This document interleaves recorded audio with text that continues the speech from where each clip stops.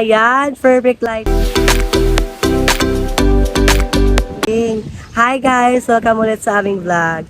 Ngayon, ang squad namin ay magpapakita sa inyo kung paano ang pagiging nationalistic ngayong 2026. Tama, ganito ang vlog. Para sa Manila, hindi lang ito tungkol sa score, kundi para sa karangalan ng Pilipinas at sa bawat pawis na inaalay namin. Dahil at disiplina.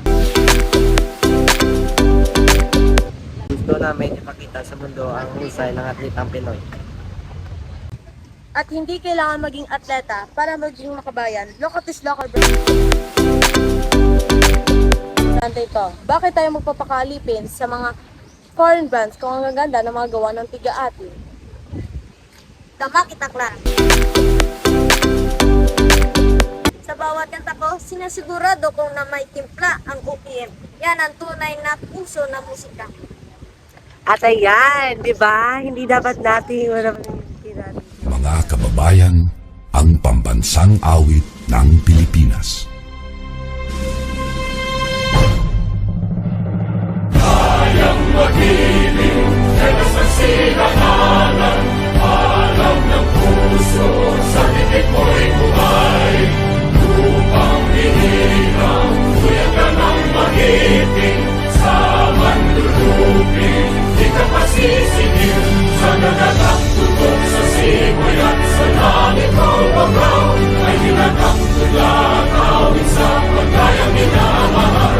Ang isang ng matawad mo'y tagumpay na nagtihindig, ang ituwin at araw niya kailan ang ay di matitinig. Luman ang araw ng walhagin pagsinta, buhay langit sa piling mo. Ang hindi kaya ng pagkay mga amin, ang mamatay ng dahil sa'yo.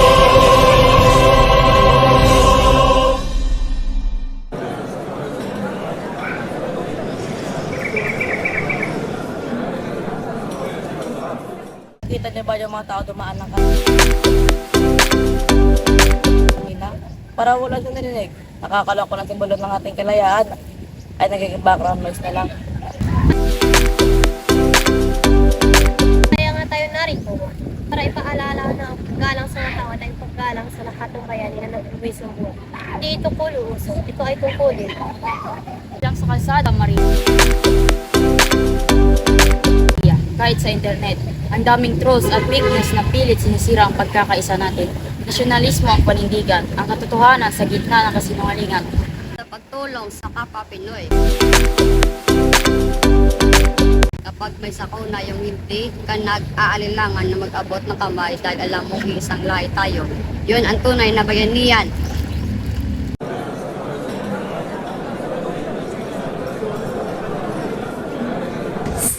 Sa madaling salita, ang nasyonalismo ay hindi nakakulong sa nakaraan.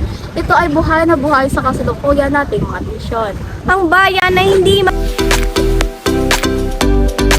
panaguhit sa papel, ito ay tibok ng puso ng bawat mamamayan na nagmamahal ng tapat.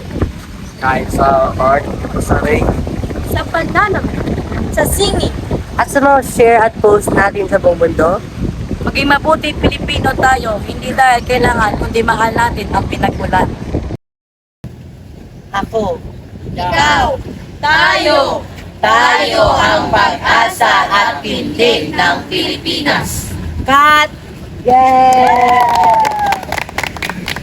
Sa bawat kwentuhan at diskusyong tulad nito, muling nag-alab ang pag-ibig natin sa tinubuang lupa dahil ang nasyonalismo ay hindi lang isang paksa, ito ay isang panata.